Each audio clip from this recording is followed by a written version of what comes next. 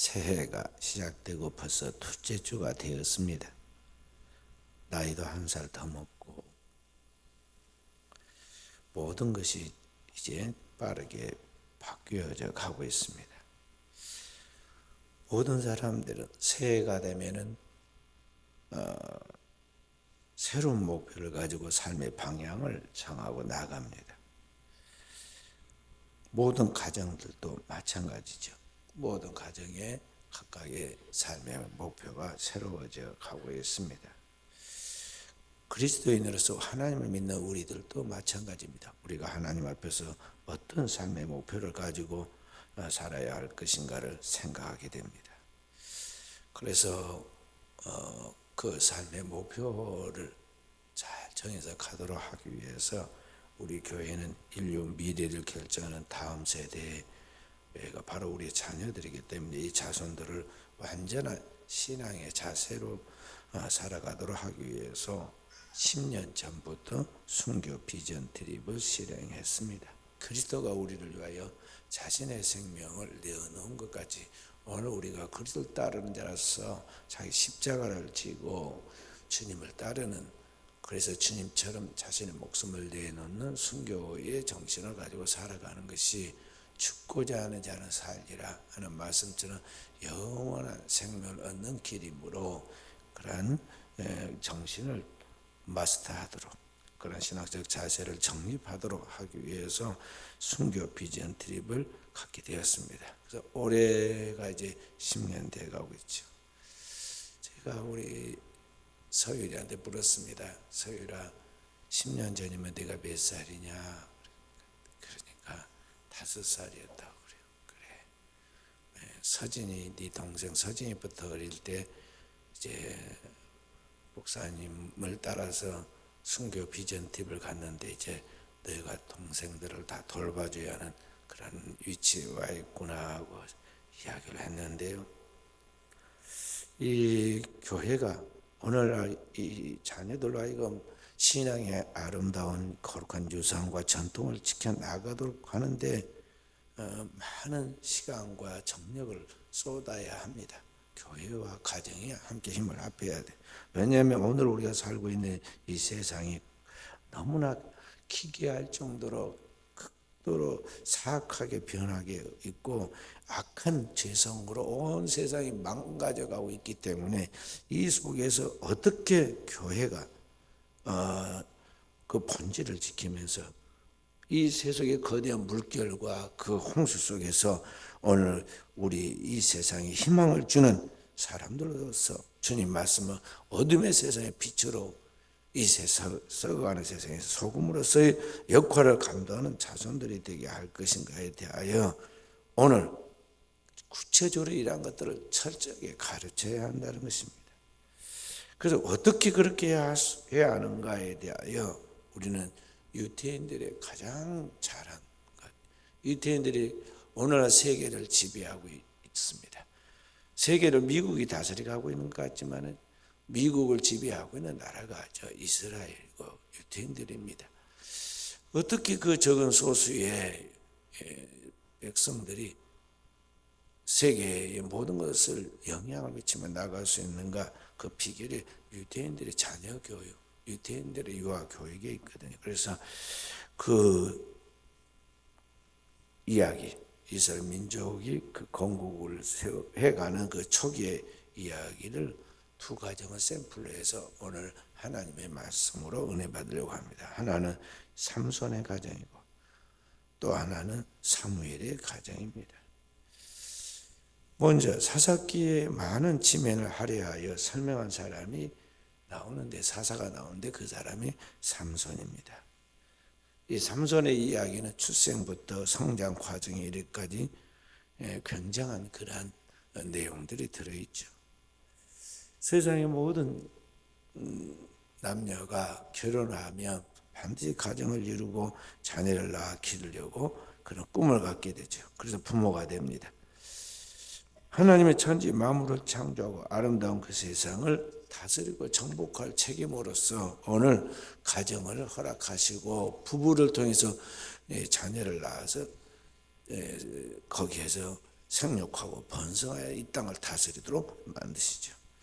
하나님의 명령대로 이 삼손의 가정에 이 부모가 마누아이고 그의 아내는 이름이 나와 있지 않지만 아주 신실한 여인이었음을 볼 수가 있습니다. 여호와의 사자가 남편에게 나타난 것이 아니라 아내인 그 여인에게 나타나서 그렇게 말씀하죠. 여기 이 부부는 처음부터 결혼하자마자 아이가 뚝딱 하고 생긴 게 아닙니다. 임신이 안 되었습니다. 오랫동안 임신하는데 고민이 많았죠. 그런 가운데 얼마나 기도했겠습니까? 어느 날 여호와의 사자가 밭에서 일하고 있는 이 여인에게 찾아와서 말씀을 하십니다. 그래서 그 여인이 깜짝 놀라가지고 자기 남편을 불러왔더니 남편이 와가지고 그 여호와의 사자에게 묻는 이야기가 아까 우리가 함께 읽었던 이 말씀입니다. 이 아이를 우리가 어떻게 기르어야 하겠습니까? 하고 묻는 거죠. 그래서 오늘 여기 말씀을 보면은 항목을 가르쳐 줍니다. 아이를 임신한 엄마로서 갖춰야 할 그러한 행동 항목과 또 아이가 태어났을 때 그를 어떻게 길러야 하는가에 대한 그 자녀에 대한 그러한 돌봄의 행동 목록이 거기 나와요. 그래서 오늘 먼저 이 말씀 13장 3절 4절 말씀 3절부터 5절까지 한번 봅니다. 여호와의 사자가 그 여인에 나타나서 그에게 이르시되 보라 네가 본래 임신하지 못함으로 출산하지 못하였으나 이제 임신하여 아들을 낳으리니 함께 그러므로 너는 산과 포도주와 독주를 마시지 말며 어떤 부정한 것도 먹지 말지니라. 그러니까 여기 보면은 이제 하나님이 아들을 줄 때인데 태어나기 전부터 부모로서 스스로 자신을 하나님 앞에 경건하게 그리고 단정하게 몸과 마음가짐을 잘 해라고 그렇게 가르치고 있죠. 그 다음에 5절 말씀 보라 내가 임신하여 아들을 낳으리니 그의 머리에 삭도를 대지 말라. 이 아이는 태에서 나옴으로부터 하나님께 바쳐진 나시린이 됨이라. 그가 블레셋 사람의 손에서 이스라엘을 구원하기 시작하리라 그랬습니다. 여기 아이를 낳으면 어떻게 했느냐? 그 머리에 삭도 면도칼을 대지 말라. 이 아이는 엄마 뱃속에 태어날 때부터 하나님의 구별된 그런 자손이니 그것을 구별된 자손이라는 뜻으로 나시린이라 그렇게 불렀습니다. 그러니 그 아이를 잘 그렇게 거룩하게 키워라. 거룩하게 믿음으로 양육해라 그런 말이죠. 그게 표가 뭐냐면 거룩하게 하나님 앞에 산다는 표가 그 머리에 삭도를 대지 않는 것이었어요. 그래서 삼손이 머리가 길렀다는 것은 그래서 그렇게 된 것입니다. 그러면서 그 아이가 앞으로 해야 할 일, 그를 통해서 이루실 하나님 뜻을 이야기하면서 이스라엘 백성들이 그 땅에 남아있는 그 원주민들 블레셋의 그 침략과 위협으로부터 이스라엘을 구원하게 만드는 중요한 일을 할 것이라고 말씀하고 있죠. 자, 그렇게 해서 하나님께서 이 아이를 어떻게 키울까 잘 가르쳤습니다. 그래서 이 하나님 말씀을 받들고 아이를 낳은 부모, 이 삼손의 부모는 얼마나 행복했겠어요. 자녀가 없었는데 자녀가 생겼습니다. 근데 그 자녀가 특별한 자녀입니다. 하나님께서 그 엄마 뱃속에서부터 구별시켜 주었고 그렇게 해서 태어난 이 자녀를 통해서 이스라엘을 구원하게 만드시니 얼마나 귀한 자녀입니까? 그래서 이 부부가 끊임없이 서로 대화하고 존중하면서 살다가 이제 아들을 얻고 난 다음부터는 이 삼손을 아주 정성을 다해서 기르죠. 행복하게 기릅니다. 그래 온통 삼손이 전부인 것까지 그 가정뿐만 아니라 모든 세상의 전부인 것까지 삼손 중심으로 자녀 중심으로 부모가 올인하죠. 그렇게 이제 자녀를 키웠습니다. 키웠는데 나중에 그 자녀가 장성해서 이 삼손이 배우자를 선택하여 결혼을 하겠다고 자기가 주장을 합니다. 그러면서 결혼을 하겠다고 해서 이제 나이가 찼고 결혼할 때가 되었으니까 그런 것이 당연하다 생각했지만은 이 아이가 결혼의 문제에 심각한 그런 문제가 발생을 합니다. 그 엄마 아빠와 의견이 달랐습니다. 삼손이 자기가 골라서 데리고 온 여인이 이스라엘 백성이 선민 이스라엘 여인이 아니라 이방 여인이 블레셋 여자를 골랐어요. 당연히 하나님 믿던 이 마노아와 그의 아내는 이 삼손에 대하여 그 말을 거부했죠. 반대했습니다. 이스라엘에 여인이 없어서 어떻게 이방 여인을 그렇게 하겠느냐 하는 것이죠. 자, 그래서 14장에 한번 봐봅니다. 14장에 1절 2절 함께 삼손이 딥나에 내려가서 거기서 블레셋 사람의 딸들 중에 한 여자를 보고 올라와서 자기 부모에게 말하여 이르되 내가 딥나에서 블레셋 사람의 딸들 중에 한 여자를 보았사오니 이제 그를 맞이하여 내 아내로 삼게 하소서 하며. 그러니까 부모가 중요한 것이 아니에요.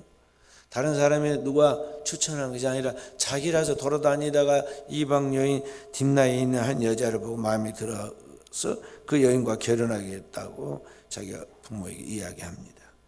그러자 3절 부모가 뭐라고 그럽니까?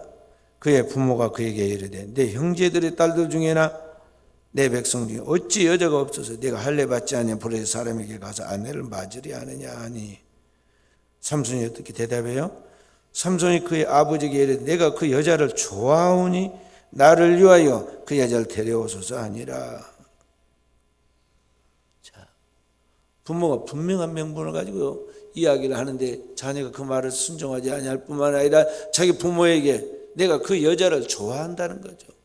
그러니 그 여자를 데리고 오되 나를 위하여, 그 삼손을 위하여 살았잖아요. 부모가 나를 위하여 그 여자를 데려오라고 그랬고 결국은 부모를 설득해서 부모가 그 자녀의 이방 혼인을 허락해 줄 뿐만 아니라 협조해 줍니다. 그래서 결국에는 부모의 가르침에 벗어난 삼손이 이제 이방 결혼을 통해서 거기에 결혼을 했어요. 근데 결과가 어떻게 됩니까? 삼손의 이야기가 길게 사사기에 나오는데 나중에 그의 삼손의 결혼이 파국적 결말을 맞게 되고 그 불행한 결혼 이후에 상처를 입은 그는 계속 이방 여인들을 떠돌아 다니면서 이방 여인과 그런 교통을 통해서 결국에는 진짜 파국적인 결말을 맞게 돼요. 비참한 죽음을 갖게 됩니다. 그렇게 해서 결국에는 하나님의 은혜 가운데 시작하여 출발한 이 삼손의 이야기가 마지막에 가서는 너무나 슬픈 비극적인 이야기로 자기만이 아니라 민족적인 그런 비극의 이야기로 끝이 난 것을 볼 수가 있습니다. 여기에서 오늘 성경을 통해 우리는 삼손의 이야기에 우리 자녀에게 어떻게 교육을 해야 하는가 하는 것을 보여주고 있어요. 무슨 이야기냐? 오늘 우리가 자녀를 양육할 때에 이 자녀를 사랑하지만은 절대 자녀 중심으로 키워서는 안 된다는 거예요.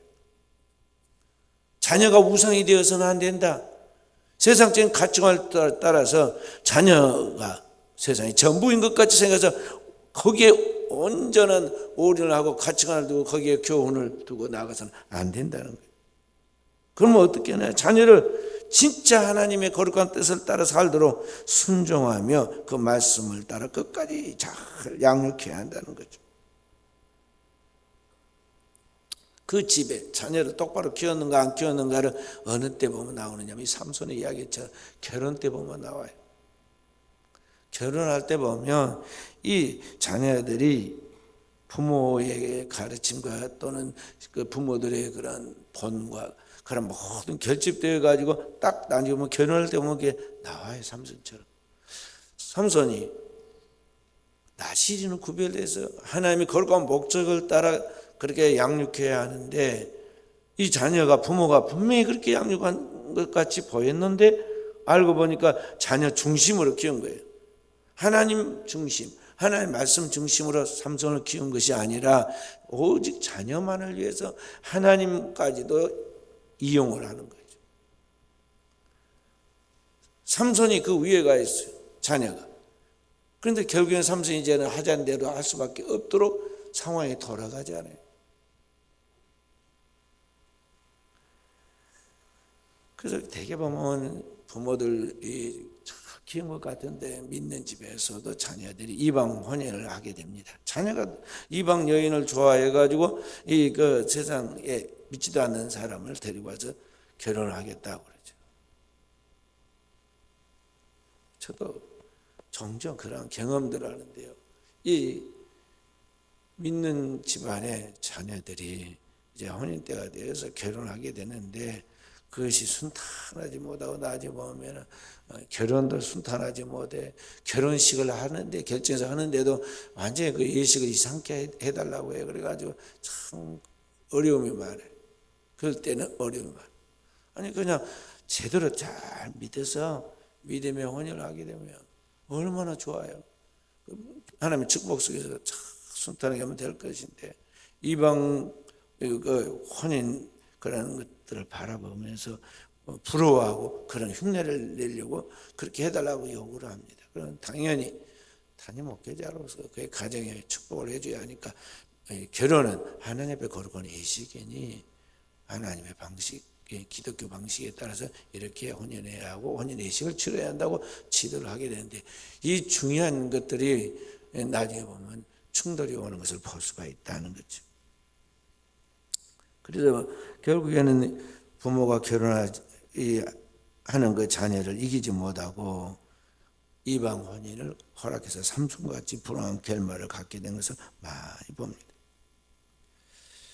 이 땅에 많은 사람들이 삼손의 이야기처럼 자녀를 양육할 때 하나님 중심이 아니라 자녀 중심으로 살면서 자녀의 성공을 위해 모든 것을 걸고 살아가는 것을 봅니다. 심지어는 자녀들이 다 장성해서 스스로 모든 걸 할 수 있음에도 불구하고 이 자녀들을 끝까지 장성을 이후에도 그 자녀를 위해서 헬리콥터 마음처럼 말이죠. 계속 따라다니면서 이 자녀를 돌보는 것을 볼 수가 있어요. 자녀가 그들에게 우상이 되고 신처럼 되어 있다는 거죠. 유일한 존재인 것처럼 떠받듭니다. 그러니까 이 자녀들이 나중에 커서도 어떻게 되느냐? 자신이 모든 게 유일한 존재인 걸로 착각을 하고 자신에 대한 개인주의가 너무 팽배해 있습니다. 그래서 이 자녀들은 부모도 돌보지 않고 다른 사람도 생각하지 않고 오직 자기만을 신경 씁니다. 삶의 가치를 돈에 두고 부자가 됐을 때는 욕망에 눈이 멀고 그렇게 해서 양심도 도덕도 신앙도 없이 오직 자신만을 위해서 살려고 하는데 그렇게 살려고 하다 보니까 온통 그러한 일에 집중해서 정신이 돌아요. 그래서 각종 불법과 또 불의한 일들을 행하죠. 돈이 삶의 언어가 되어가지고 이 자녀들의 이 삶을 지배해 가는 거죠. 돈이면 다 된 줄 알아요. 그래 현대 뭐 액션 영화라든지 스릴러라든지 영화들 전부 다 내용을 보면요, 이 돈에 매수되어 가지고 돈 때문에 온갖 범죄가 일어나고 이 사회 악이 팽배해 나가고 사람들이 변질되어 가지고 잘못된 이야기가 다 영화의 테마로 나온 것을 볼 수가 있잖아요. 그래서 그런 것들이 오늘날 영화에만 있는 것이 아니라 실제로 우리의 삶에 우리나라 그렇게 세계의 나라 중에 그렇게 큰 나라는 아닌데 우리나라에서도 얼마나 사건 사고가 많이 나오고 있습니까? 범죄가 일어나고 있느냐 이 말이에요. 그 사건 사고를 일으키고 범죄하는 그들도 한때는 부모의 가장 사랑스럽고 모든 사람이 예뻐서 어쩔 줄 모르고 돌봐주었던 그 귀여운 아이였는데 그 순수한 생명이었는데 이들이 어느 사이에 때가 묻어버리고 세속화되어서 그들이 어느 날 이 사이에 골칫거리가 돼 있단 말이죠. 이 사회 악이 되어가지고 이 사회를 어둡게 하고 파괴시키는 주범들이 하고 있어요.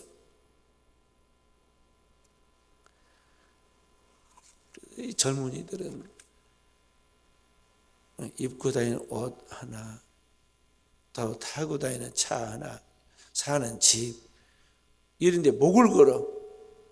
그래서 사람들 가운데 보여주는 자신을 과시하고 싶은 것 때문에 수단 방법을 가리지 않고 온갖 범죄를 저지르는데 범죄를 저질 때 마땅치 않은 지배하고 자기 부모를 협박하고 심지어 죽이기까지 하고 그런 일들을 벌리는 이런 안타까운 현상들을 바라보게 되죠.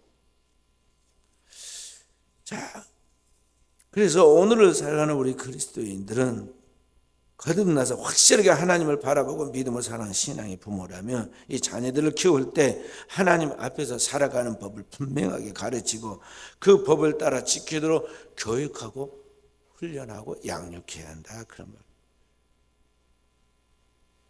역사의 주인은 내가 아니라 모든 천지 만물을 창조하고 주관하신 그 하나님이시고 그 하나님이 존재하고 우리는 누구냐? 그의 피조물에서 그 영광 이 땅에 드러내도록 지금 받은 존재라는 것을 겸손하게 인정하면서 인간은 무엇을 위하여 살아야 하느냐?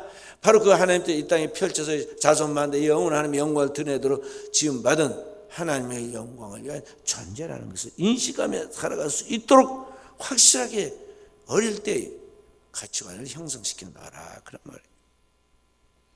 무엇이 인간의 바른 자세이고 인간을 위한 바른 삶인가를 스스로 하나님의 말씀 속에서 정립해서 구별된 자로서 이 땅에서 살아가도록 만들어 놓는 것이 오늘을 살아가는 부모로서 자녀를 낳고 기르는 책임이고 사명인 것입니다.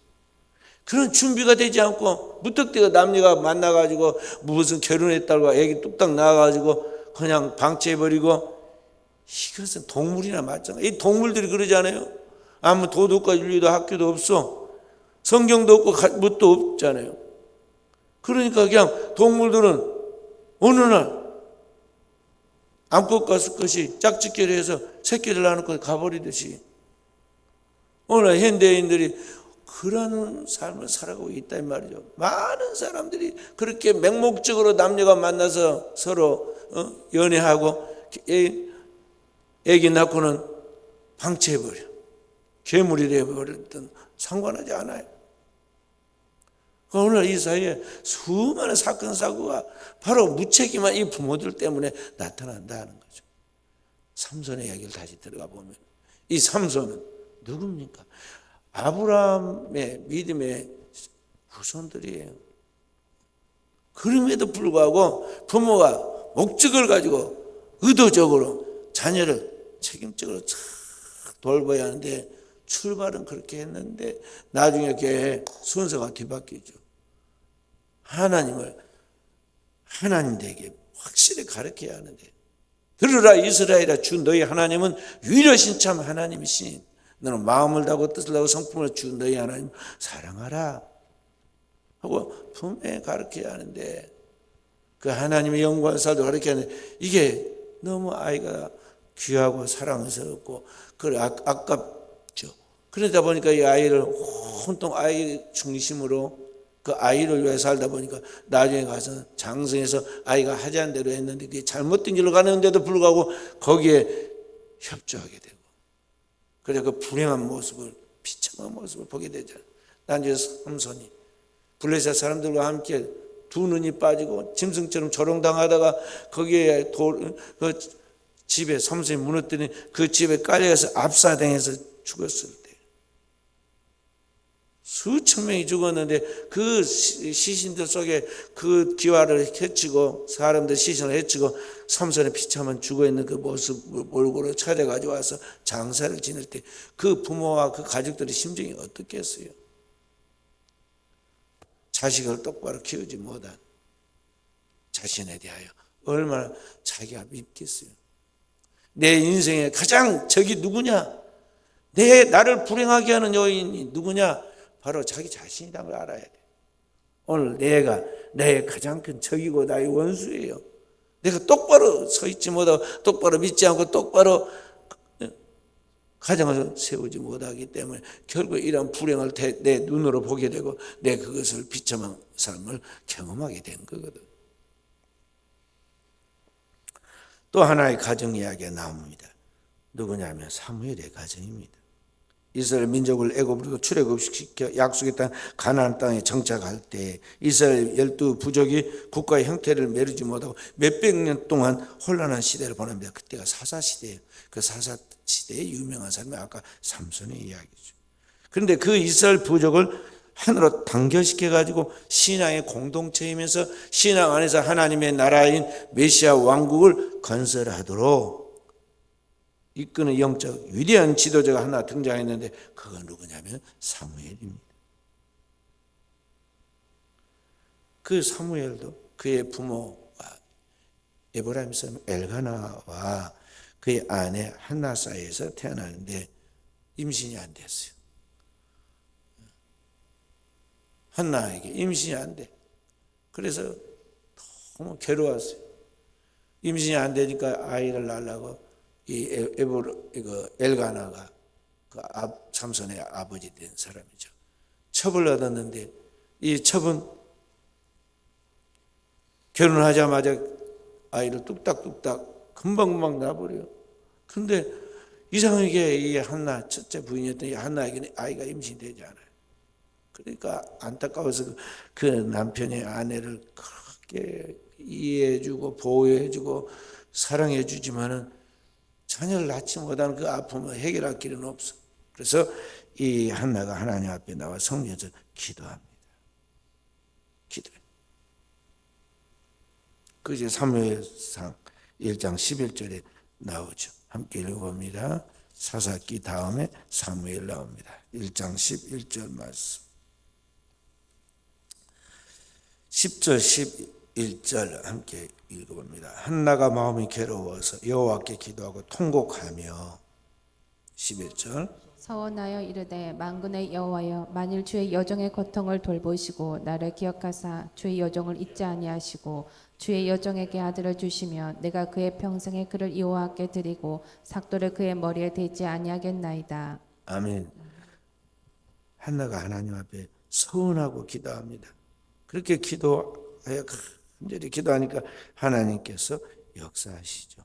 엘리 제사장이 내 서운한 것을 하나님이 들어주시기를 원하노라 하고 축복한 그 하나님의 제사장의 축복의 말 딱 한마디에 그에게 이제 아이가 임신됩니다. 그래서 자녀를 낳았는데 그 자녀의 이름이 삼손입니다. 사무엘입니다. 사무엘의 이름의 뜻은 뭐냐면 내가 그를 하나님께 구하였다 그런 뜻이에요. 엘이라는 말은 하나님이라는 뜻입니다. 그냥 내가 그를 하나님께 구하였다 그렇게 해서 태어났잖아요. 그래서 사무엘이 드디어 태어났는데 그도 역시 나실인의 서원을 했잖아요. 오늘 그 어머니가 뭐라고 그랬어요? 그의 평생을 하나님께 드리고 삭도를 그의 머리에 대지 아니하겠나이다. 똑같이 나실인을 키우겠다는 거죠. 그래서 구별된 그런 자손으로 태어났는데 그 부모인 엘가나와 한나가 자녀를 양육한 건 특별해요. 아리가 자라는 유아 때에는 매년 올라가서 하나님의 성전에서 예배드리는 그 매년제와 서원제를 갈 때 아이를 데리고 가지 않습니다. 한나가 그렇게 매년 갔는데 아이 유아 때는 데려가지 않고 오직 아이를 온 정성을 다해서 양육합니다. 그리고 마치 유아 교육이 끝나자 아이가 젖을 떼자 그 아이를 데리고 성전에 올라서 이제 실제로 하나님께 평생을 바친다는 말씀처럼 드리는데 여기 수소 3마리와 밀가루 1에바와 포도주 1가죽부대를 가지고 하나님에 들어가서 예배드립니다. 큰 헌금이죠.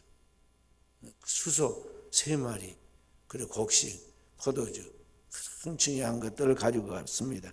그리고 그 아이를 어린 아이 이 사무엘을 제사장들이 입는 세마포옷을 지어서 딱 입혀가지고 하나님께 바쳤어요.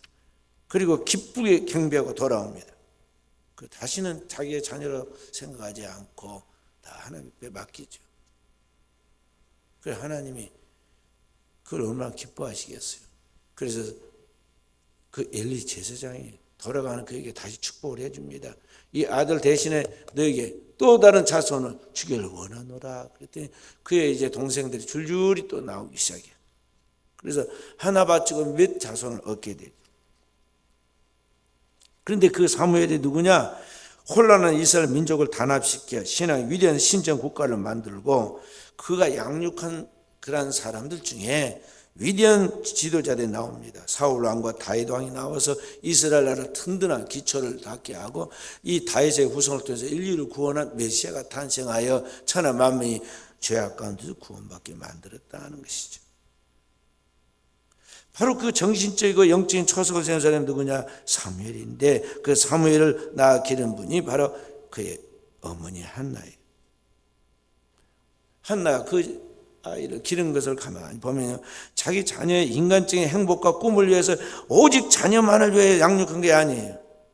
이 자녀를 하나님 중심으로 하나님의 영광을 위해 살 수 있도록 무엇을 위하여 너가 살아야 하는지, 그리고 어떻게 살아야 하는지, 너는 어떤 목적으로 하나님이 너를 이 땅에 보냈는지에 대하여 아이 때 확실하게 가르치고 그것을 삶으로 보여줍니다.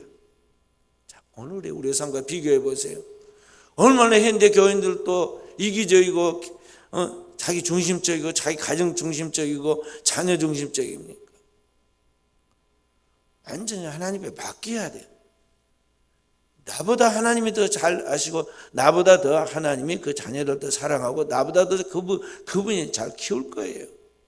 근데 우리는 끝까지 우리 부모에다 품고 말이죠. 그렇게 하는 게 이게 문제다 이 말이에요. 하나님을 신뢰하는 믿음의 가정에 그 자녀들이 오직 하나님 중심으로 살도록 해야 한다는 것이죠.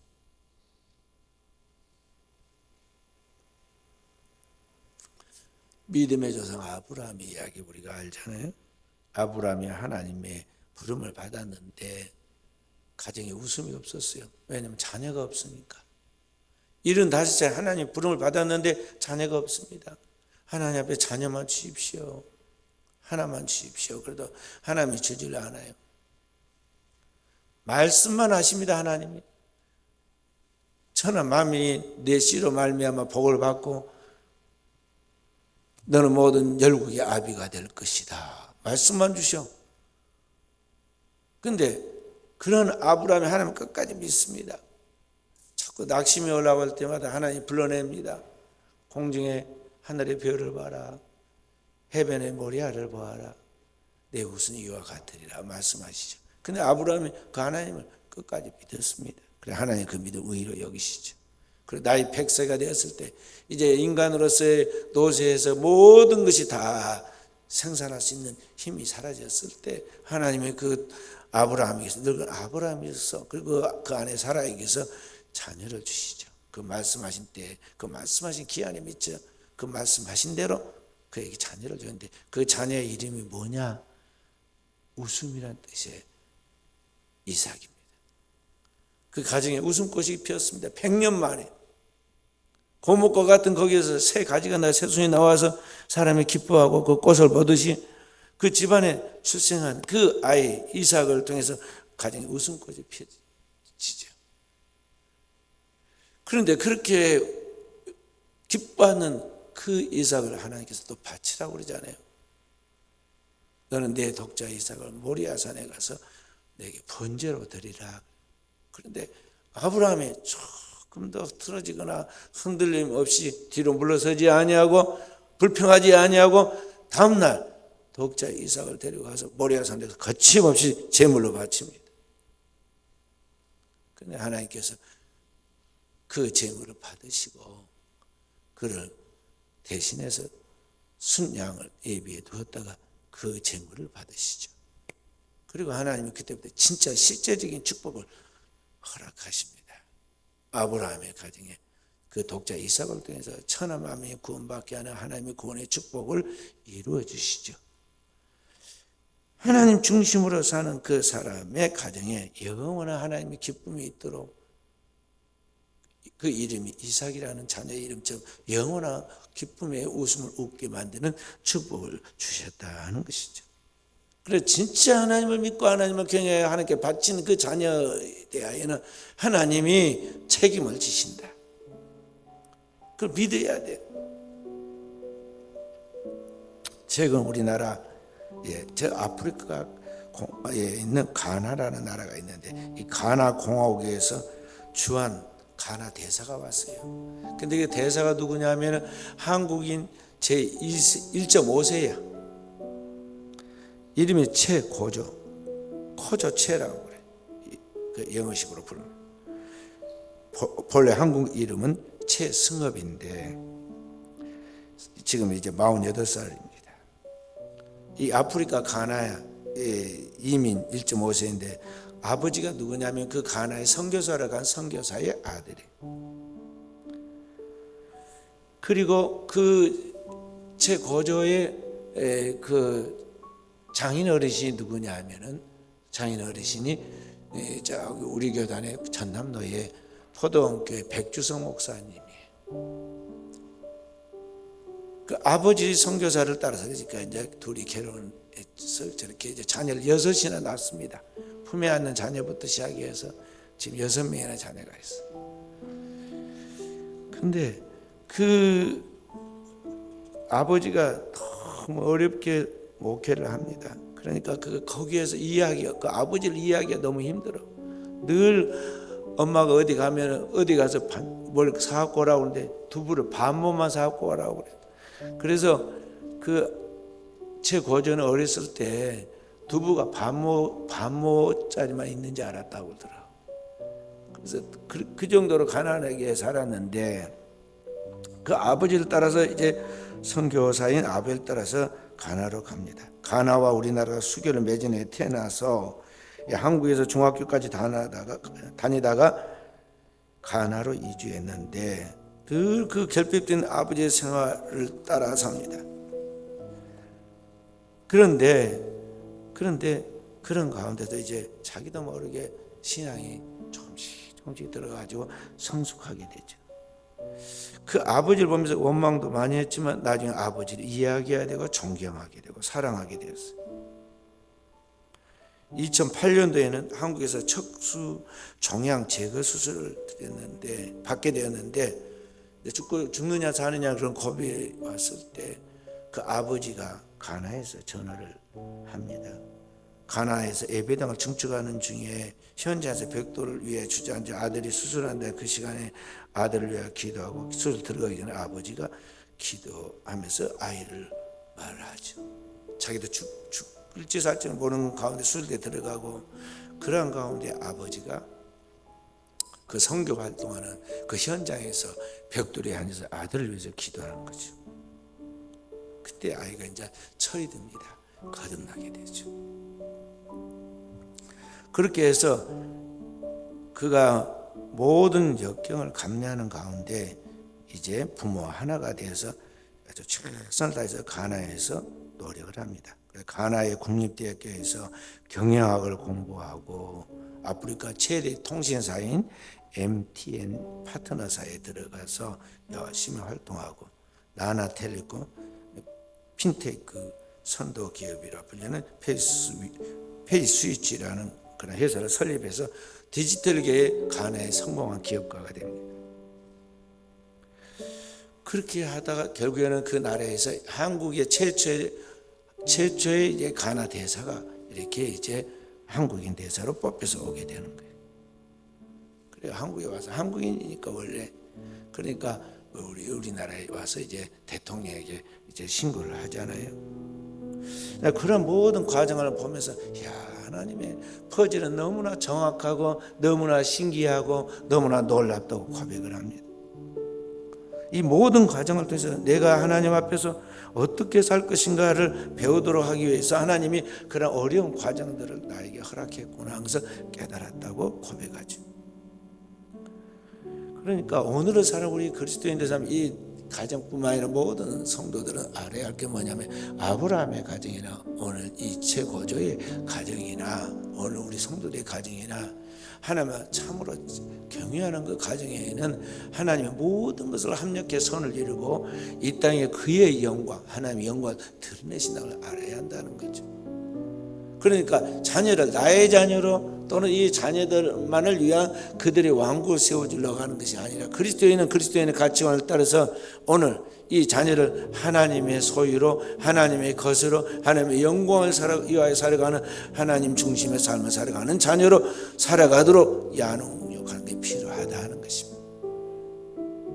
그래서 오늘 사랑하는 귀한 성도 여러분, 여러분과 제가 말씀 속에서 우리는 오늘을 무엇을 위하여 살고 있는가를 잘 살펴보고 진짜 하나님을 믿는 진정한 하나님을 경외하는 사람으로서 우리 자신이 자리매김해야 할 뿐만 아니라 그렇게 살도록 오늘 우리의 자녀들을 양육해 하겠어요. 자녀를 위해서 우리가 돈을 모아주면 얼마나 많이 모아주겠어요. 이건희만큼 모아주겠어요. 워린 버핏처럼 모아주겠어요. 록펠러처럼 하겠어요. 세계에서 지금까지 가장 큰 부자가 록펠러였는데, 록펠러는요 그 많은 돈을, 세계에서 가장 많은 돈을 벌어들였지만 자기와 가정을 위해서는 5% 썼어. 5%. 나머지는 전부 다 사회에 환원하고. 왜 그랬겠어요? 하나님을 믿는 신앙의 분명한 철학과 그러한 정신이 성경적으로 확실하게 자기 안에 정립이 되어 있으니까 그렇게 산 것이에요. 우리 그리스도인으로서 우리는 오늘을 살아갈 때 어떻게 무엇을 위하여 살아야 할까를 깊이 생각해야 하는 것입니다. 미가서 6장 8절에 보면은 성경은 주께서 함께 읽어보십시다. 사람아, 주께서 선한 것이 무엇임을 내게 보이셨나니 여호와께서 내게 구하시는 것은 오직 정의를 행하며 인자를 사랑하며 겸손하게 내 하나님과 함께 행하는 것이 아니냐 그랬어요. 하나님께서 우리에게 요구하시는 것이 뭐냐 이 말이죠. 우리는 그 하나님 앞에서 하나님의 진리의 말씀을 따라 온전한 삶을 살아갈 뿐만 아니라 그러한 삶을 실천해 나가는 가운데 이 땅에 하나님의 영광이 드러나도록 하는 것이 가장 중요하다는 것입니다. 현대인들이 하나님 자리에 자신이 왕이 되어가지고 자신이 하나님에 대해 앉아서 온갖 판단을 다 하고 정죄하고 자신이 사랑받기 위해서 마음대로 선악과를 따먹고 그렇게 하나님 말씀을 불순종하고 제 멋대로 살아갑니다. 그 결과 죄값으로 자신만이 아니라 가정, 민족, 세계까지 망하는 것을 바라보게 합니다. 하나님은 온 땅을 두루 감찰해 전심으로 자기를 행하는 자를 찾고 있습니다. 어떤 사람을 하나님이 기뻐하시느냐? 영과 진리로 참으로 하나님 앞에 예배하는 자를 찾으시고 그 사람한테 일하신다 이 말이죠. 진정한 예배자입니까? 그런 하나님의 열매가 나타날 것입니다. 성령의 열매가 영혼의 결실이 그를 통해서 나타날 것입니다. 작게는 가정에서, 크게는 지역에서, 민족에서, 세계 속에 나타날 것이에요. 오늘 우리가 거룩한 하나님의 백성으로 나갈 때 주님이 한 사람이 우리를 위하여 십자가에서 우리의 죄를 짊어지고 죽으셨을 때 그리스도의 그 한 알의 미랄이 많은 영혼 인류를 구원한 것 같이 오늘의 이 시대에 우리가 바로 가정의 하나의 미랄이 되고 오늘 우리의 가정의 자손들이 이 사회의 하나의 미랄이 되어서 세상을 구원하는 하나님의 역사가 재현될 때 거기에 이 땅에 하나님의 나라가 이루어지는 성령의 비전이 성취되게 될 것입니다. 모든 그리스도인은 이러한 동일한 성령의 환상을 우리 영혼에 간직해야겠고 하나님이 성령을 우리 마음에 부어진 그 성령의 꿈을 가지고 달려갈 때 하나님이 그의 가정을 아브라함의 가정처럼 축복하시고 아브라함과 다윗의 자손 예수 그리스도 인류를 구원한 것 같은 하나님의 나라의 영광이 펼쳐지게 될 것입니다. 이 축복이 오늘 우리 모든 성도들에게 나타나기를 주의 이름으로 축원드립니다.